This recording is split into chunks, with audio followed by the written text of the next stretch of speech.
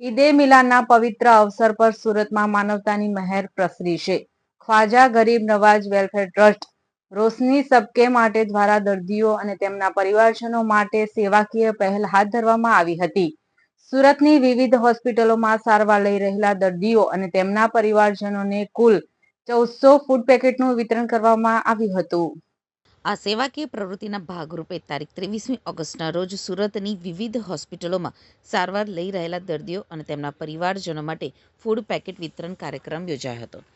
Trust દ્વારા સુરતની civil hospital, SMIMER Maskati, સામોલ, ડાયમંડ, પટેલ કિડની, ભારતી મૈયા, પ્રશાંત, બુરહાની, ઝૈનબ લોકાત, ઓમેના, યુનિકેર, યુનિવર્સલ, સુરત જનરલ અને સૂફી હોસ્પિટલ સહિતની વિવિધ હોસ્પિટલોમાં કુલ 1400 ફૂડ પેકેટનું વિતરણ કરવામાં આવ્યું હતું.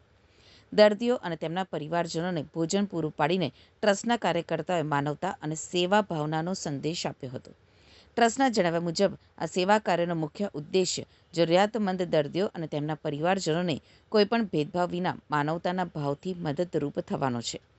ટ્રસ્ટનું સૂત્ર લોભ, લાલચ અને સ્વાર્થ વગર અવશ્ય સેવા કરો તેમજ દેનાર બનો, લેનાર નહીં. આ વિચાર સાથે ટ્રસ્ટ દ્વારા સતત સેવાકીય પ્રવૃત્તિઓ કરવામાં આવી રહી છે. ખ્વાજા ગરીબ નવાઝ વેલફેર ટ્રસ્ટ દ્વારા જણાવવામાં આવ્યું છે કે માનવ સેવાની આ પરંપરા સતત 16મા વર્ષમાં પણ જારી છે.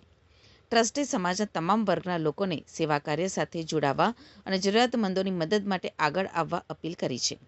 ઈદે મિલાદની ઉજવણીને માત્ર ધાર્મિક પર્વ પૂરતી જ સીમિત રાખવાને બદલે દયા, સેવા અને માનવતાના સંદેશ સાથે ઉજવવાનો આ પ્રયાસ સુરતમાં સેવા ભાવનું ઉદાહરણ બન્યો છે.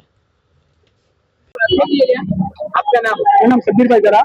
अच्छा, आज ईद मिलाद की किस तरह आज ये हमारे पैगंबर सल्लल्लाहु अलैहि वसल्लम दुनिया में रहमत बनकर तशरीफ लाए थे जो, और उन्होंने 30 का कौमी एकता जो पैगाम दिया था, उनकी खुशी यानी पूरी दुनिया में मनाई जा रही है।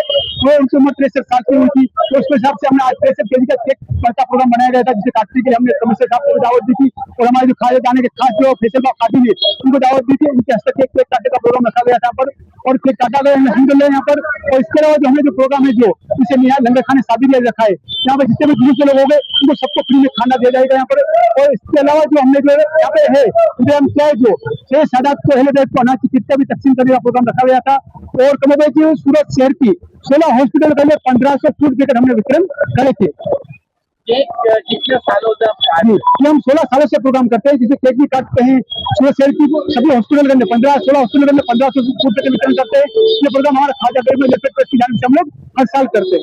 कितने लोग आज यहाँ पे केक खाने बहुत सारे लोग जमा होते हैं, मतलब पूरे मजमा था जिनसे आए थे सब जमा यहाँ पे होते, तो सबको न्याज के लंगर के अंदर तकसीम किया गया था।